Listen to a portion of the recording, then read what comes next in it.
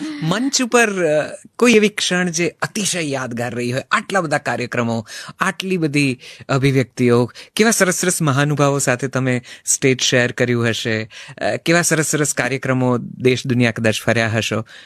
આ મંચ ઉપર કોઈ યાદગાર ક્ષણ જે તમને કદાચ કહેવી ગમે? એવી તો ઘણી બધી હશે.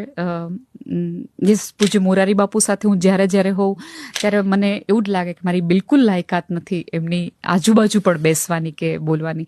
ત્યારે હું વધુ ગળગળી થઈ જતી હોઉં છું. એટલે એ ક્ષણ તો મને ચોક્કસ લાગે. વાહ.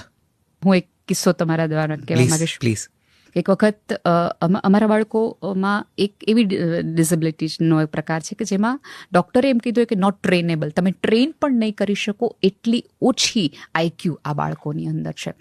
તો એ બાળકના એક દાદી મારી પાસે આવ્યા, ખૂબ રડવા માંડ્યા. એટલે મને કીધું શું થયું બા? એનું કરિયાણાનું ને એવું બધું આપણે કરતા હતા એટલા માટે. મેં કીધું કંઈ આર્થિક રીતે મુશ્કેલી પડી કે હજી કરિયાણાની જરૂર છે કે શું છે? એ કે નેહલબેન, આ મારા પાપના હિસાબે જ આ બાળક પૃથ્વી પર રહ્યું છે. એની મા તો આને જન્મ આપીને મૃત્યુ પામી અને એના પિતાને કેન્સર છે, એટલે એ હમણાં છૂટી જશે. મારા જ કોઈક પાપ હશે ને કે આ બાળક મારે ત્યાં આવ્યું અને આજે મારે એને મારવો પડ્યો. એટલે મેં તમે શું કામ એને માર્યો? એ બાળકની ઉંમર 24 થી 25 વર્ષની ત્યારે હતી. એટલે 24 થી 25 વર્ષનું બાળક પણ એની મેન્ટલ એજ છે 2 થી 2.5 વર્ષના બાળકની. તે હવે થયું તું શું? શેરીમાં એક નાની છોકરી, થોડીક જુવાન કહેવાય, 12-13 વર્ષની છોકરી બાલાજી વેફર્સ લઈને જઈ રહી હતી. વેફરનું એક પેકેટ લઈને જતી હતી.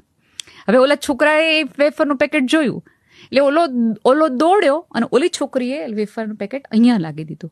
હવે ઓલાને વેફરનું પેકેટ દેખાય છે, બીજું કંઈ નહીં. એટલે એણે વેફરનું પેકેટ અડ્યું અને ઓલી છોકરીને અહીંયા કંઈક સ્પર્શ થઈ ગયો. એટલે ઓલી રાડ કરી નાખી અને ગામની એ શેરીવાળાએ છોકરાને માર્યો અને પછી બાએ પણ આ છોકરાને માર્યો. પછી તો રડવું આવે જ. પછી બા એક એવો શબ્દ બોલ્યા કે નેહલબેન, મારા તો એટલા બધા પાપ છે કે હું આજે બોલું તોય હું ગળગળી થઈ જાઉં છું કે હું કોઈ દિવસ ગંગાજીમાં મારા હાડકાઈને ડૂબાડી શકવાની કે હું આ પાપમાંથી મુક્ત થાવ. અને ત્યારે મને પહેલી વખત વિચાર આવ્યો કોઈ ગંગાજળનું આટલું બધું કોઈને મહત્વ હતું હશે. અને એક રાત્રે નક્કી કર્યું કે કાંઈ પણ થાય કે આ માજી પૃથ્વી પરથી જાય ને એ પહેલા આને ગંગા સ્નાન કરાવી દેવું છે, ગમે એ થાય એ કરાવી દેવું છે. ધીમે લોકો જોડાતા ગયા અને મને બહુ કહેતા આનંદ થાય છે કે 5 બસ ભરીને બાળક અને એની મા, કેમ કે જ્યારે આવું વિકલાંગ બાળક આવે ને ત્યારે માને ઘરની બહાર નીકળવાનો અધિકાર સમાજ નથી આપતો. એટલે મા ક્યારેય ન નીકળી હોય. એટલે મેં નક્કી કર્યું કે આ બધી સ્ત્રીઓને ખૂબ ફેરવવી છે.